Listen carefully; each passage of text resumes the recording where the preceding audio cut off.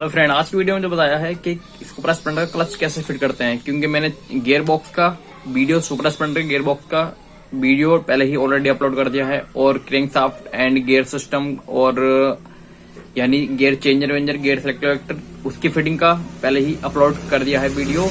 मैं वैसे भी इन दोनों वीडियो के लिंक डिस्क्रिप्शन में डालूंगा, आप वहां से जाके भी चेक कर सकते हैं, ठीक है।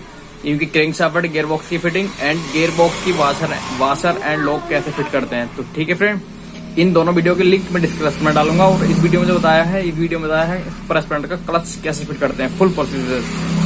तो ठीक है फ्रेंड, वीडियो शुरू करते हैं। सब्सक्राइब करें आरके सर्विस सेंटर चैनल को और दबाइए बेल आइकन का बटन अपकमिंग वीडियो सबसे पहले देखने के लिए।